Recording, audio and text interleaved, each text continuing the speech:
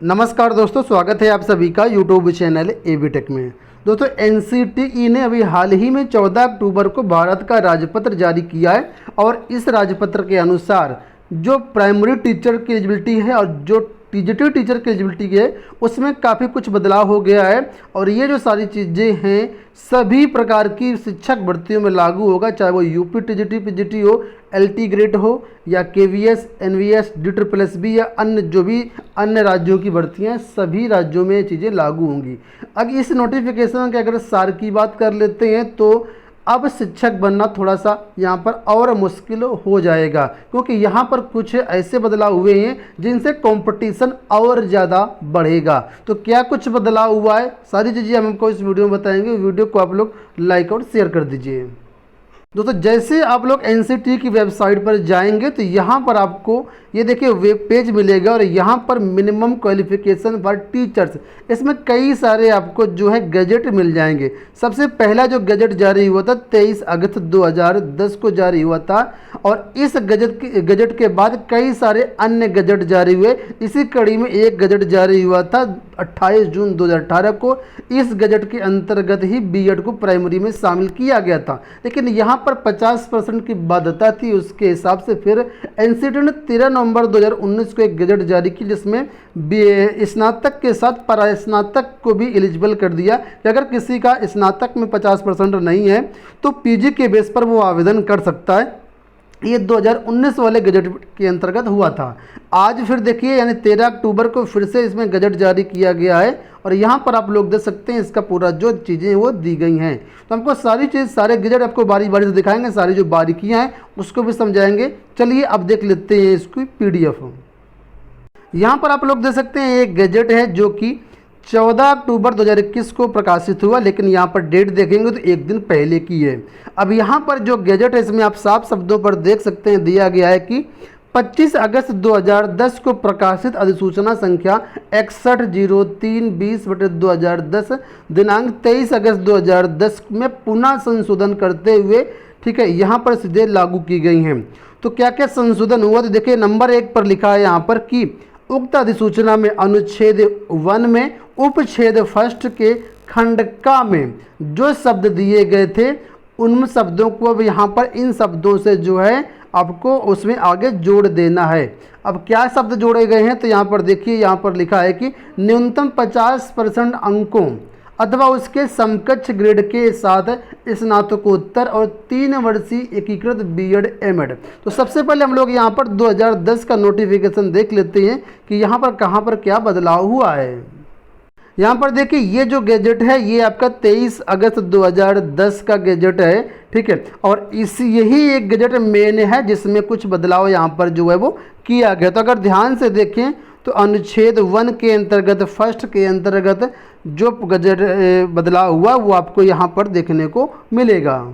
तो यहाँ पर देखिए फर्स्ट जो गजट है वो कक्षा 1 से 5 तक के लिए यानी प्राइमरी के लिए, और यहाँ पर का पॉइंट दिया गया है, ठीक है। तो यहाँ पर आप लोग जानते हैं प्राइमरी के लिए कौन कौन एलिजिबल है। तो जो प्राइमरी के लिए अभी तक एलिजिबल थे उसके लिए सारी चीज़ें यहाँ पर दी गई हैं। इसमें कुछ चीज़ें नई जोड़ी गई हैं, तो नई चीज़ें क्या जोड़ी गई हैं वो आप देखिए। अब तो यहाँ से आप लोग देख सकते हैं ये चीज़ें जो हैं ये जो लाइन है नई जोड़ी गई है, यानी न्यूनतम 55% अंकों अथवा उसके समकक्ष ग्रेड के साथ स्नातकोत्तर और 3 वर्षीय एकीकृत बीएड एमएड अगर आपने किया है तो आपको भी प्राइमरी के लिए एलिजिबल कर दिया गया है। यानी प्राइमरी के लिए देखें तो अभी जो डीएलएड अभ्यर्थी हैं जो बीएड अभ्यर्थी हैं वो तो एलिजिबल थे ही थे, साथ में यहाँ पर एक नया कोर्स आया है जो 3 वर्षीय कोर्स है जिसका नाम है एकीकृत यानी इंटीग्रेटेड बीएड एमएड कोर्स। ये जो है पीजी के बाद कोर्स होगा आपका और इस कोर्स को करने के बाद आपको बीएड की भी डिग्री मिलेगी, साथ में एमएड की भी डिग्री मिलेगी। तो इन अभ्यर्थियों को भी प्राइमरी के लिए एलिजिबल कर दिया गया नए गजट के अनुसार। और लेकिन यहाँ पर कंडीशन लगा है कि न्यूनतम 50% नंबर आपके पीजी में होना चाहिए, यानी न्यूनतम 55% अंक अगर आपके पीजी में है और आपने 3 वर्षीय एकीकृत बीएड एमएड कोर्स किया हुआ है तो आपको प्राइमरी में शामिल कर दिया गया। कहने का मतलब सिंपल सी बात है कि आपको इस कोर्स को भी प्राइमरी में शामिल कर दिया गया है। मतलब यहाँ पर प्राइमरी में एक बार कंपटीशन और ज़्यादा बढ़ गया। वैसे अभी तक डीएड अभ्यर्थी होते थे, 2018 में बीएड को शामिल किया गया, अब यहाँ पर 2021 में बीएड एमएड इंटीग्रेटेड कोर्स को भी शामिल कर दिया गया। मतलब अब जो ये कोर्स करेंगे वो प्राइमरी के साथ जूनियर, टीजीटी, पीजीटी और डाइट प्रवक्ता तक इस कोर्स को करने के बाद पात्र हो जाएंगे। ठीक है, हालांकि ये जो कोर्स है बहुत ज़्यादा अभी ज़्यादा संस्थानों में नहीं चलाया जा रहा है, कुछ ही संस्थान ऐसे जहाँ से कोर्स हो रहा है, लेकिन आने वाले टाइम पर इस कोर्स को ज़्यादा से ज़्यादा छात्र करेंगे क्योंकि 3 वर्ष में आपका बीएड और एमएड दोनों कंप्लीट हो जाएगा और इस कोर्स को करने के बाद जो है प्राइमरी से लेकर के हायर तक की आपके जो टीचर्स की एलिजिबिलिटी आपके अंदर आ जाएगी, कहीं पर भी आप टीचर बन जाएंगे।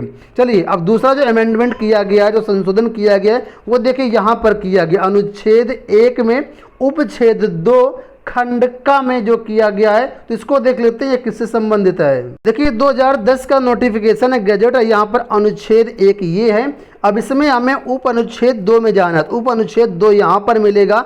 देखिए ये जो बात कही गई यहाँ पर 6 to 8 के लिए कही गई है, ठीक है, और 6 to 8 में जो बात कही गई इसमें भी अब कुछ चीज़ें यहाँ पर जोड़ी गई हैं। तो क्या जोड़ी की गई हैं, तो यहाँ पर देखिए टीजीटी की बात हो रही है, 6 to 8 की बात हो रही है, ठीक है। तो ये जो बात हो रही है यहाँ पर टीजीटी के लिए बात हो रही है और टीजीटी में आप लोग जानते हैं कि क्या है कि जो चीज़ें पहले एलिजिबल थी वो तो रहेंगी। जैसे बीएड वाले ऑलरेडी टीजीटी के लिए एलिजिबल थे, लेकिन अब इस 13 अक्टूबर 2021 के नए गैजेट के अनुसार यहाँ पर इनको भी एलिजिबल कर दिया गया है, ठीक है। तो कौन है ऐसे छात्र हैं, देखिए यहाँ पर भी उन्हीं छात्रों के बारे में बात कही गई है जिन्होंने एकीकृत बीएड एमएड कोर्स किया हुआ। देखिए लिखा है न्यूनतम 55% अंकों अथवा उसके समकक्ष ग्रेड के साथ स्नातकोत्तर और 3 वर्षीय एकीकृत बीएड एमएड, यानी ऐसे अभ्यर्थी जो ये 55% पीजी में है और साथ में ये 3 वर्षीय एकीकृत बीएड एमएड कोर्स की है, इनको भी 6 to 8 के लिए एलिजिबल कर दिया गया। यानी आप समझ सकते हैं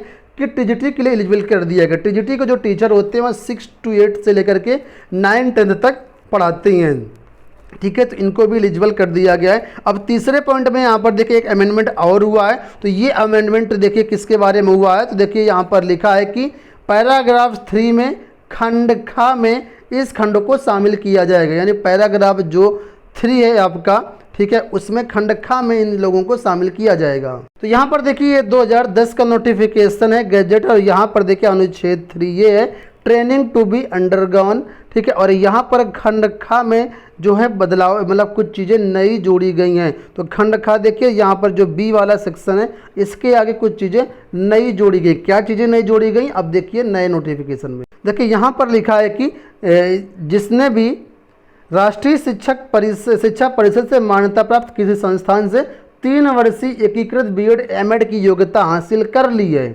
उसे कक्षा 1 से 5वीं तक पढ़ाने हेतु तो अध्यापन के रूप में नियुक्त के लिए विचार किया जाएगा, बशर्ते कि शिक्षक के रूप में नियुक्त व्यक्ति को प्राथमिक शिक्षक के रूप में नियुक्ति के 2 साल के भीतर एनसीटी द्वारा मान्यता प्राप्त प्रारंभिक शिक्षा शास्त्र में अनिवार्य रूप से 6 महीने का ब्रिज कोर्स जो है करना होगा। यानी यहाँ पर फिर से बात की गई है 3 वर्षीय बीएड एमएड में प्राइमरी में। यहाँ पर यह बताया गया कि ऐसे अभ्यर्थी जो कि 3 वर्षीय बीएड एमएड कोर्स किए हुए, अगर उनको प्राइमरी में वो टीचर बनते हैं तो 2 साल के अंतर्गत इन लोगों को भी 6 महीने का ब्रिज कोर्स करना होगा। जैसे बीएड जो अभ्यर्थी है प्राइमरी में जॉब लगती है तो उनको 2 साल के अंतर्गत 6 महीने का ब्रिज कोर्स करना होगा, वैसे ही यहाँ पर बीएड एमएड के केस में, ये वाले अभ्यर्थियों के केस में भी यहाँ पर 6 महीने का ब्रिज कोर्स यहाँ पर करना होगा। अच्छा, ये जो चीज़ें हैं ये एकदम फोर्सफुली राज्यों के ऊपर थोपी नहीं गई हैं। यहाँ पर साफ शब्दों में आप लोग देख सकते हैं लिखा है कि 1 से 5वीं तक पढ़ाने तो अध्यापक के रूप में नियुक्ति के लिए विचार किया जाएगा। विचार करने का मतलब है अगर राज्य सरकार चाहे तो इनको शामिल करे, राज्य सरकार चाहे तो ना करे, ठीक है। यहाँ पर फोर्सफुली कोई चीज़ें नहीं कही गई है, लेकिन ये मान लीजिए कि जो चीज़ें एनसीटी लागू करती है तो उनको राज्यों को मानना ही एक तरीके से पड़ता है। ज़्यादातर सभी राज्य उनको एक्सेप्ट करते भी हैं। बाई चांस किसी कारण से एक्सेप्ट नहीं करते तो मामला कोर्ट तक पहुंच जाता है और फिर वहां से कोर्ट से उनको राहत मिल जाती है अभ्यर्थियों को। तो ये चीज़ें देखा जाए तो निकट भविष्य में आपको देखने को मिलेंगी। कहने का मतलब चाहे पीआरटी हो या आपका टीजीटी हो, इसमें जो बीएड एमएड का 3 वर्षीय कोर्स है, ये अभी छात्र अब यहाँ पर शामिल होंगे मतलब कंपटीशन बढ़ेगा, इसका मतलब नौकरी थोड़ी सी और टफ हो जाएगी। लेकिन चाहे कितना भी टफ हो, अगर कोई अभ्यर्थी पढ़ने वाला है तो निश्चित रूप से सिलेक्शन निकालेगा। बहुत ऐसे एग्जाम है जो इतने हाई फाई होने के बाद भी अभ्यर्थी तो क्वालिफाई तो करते ही हैं, लेकिन बस मेरा कहने का मतलब यहाँ पर ये कंपटीशन थोड़ा सा और बढ़ गया है। ठीक है, तो आशा करते हैं वीडियो पसंद आया होगा, सारी चीज़ें आपको समझ में आई होंगी। फिलहाल इस वीडियो में इतना ही। आप लोग अपनी तैयारी अच्छे से करते रहिएगा। हमारे संस्थान द्वारा TGT, PGT, LT grade, KVS, NVS, बहुत सारे जो ऑल इंडिया एग्जाम्स होते हैं टीचिंग के, उनकी टेस्ट सीरीज प्रोवाइड कर दी गई है। सिर्फ और सिर्फ जो है आप 200-300 रुपये के अंतर्गत आप लोग टेस्ट सीरीज के माध्यम से ऑल इंडिया लेवल की टीचिंग एग्जाम की तैयारी कर सकते हैं। ठीक है, तो डिस्क्रिप्शन बॉक्स में लिंक दिया कि आप लोग एबीटेक ऑनलाइन टेस्ट सीरीज ऐप को या governmentjobcenter.com वेबसाइट में जाकर के टेस्ट सीरीज को इनरोल कर सकते हैं और अपनी तैयारी कर सकते हैं। फिलहाल इस वीडियो में इतना ही। धन्यवाद।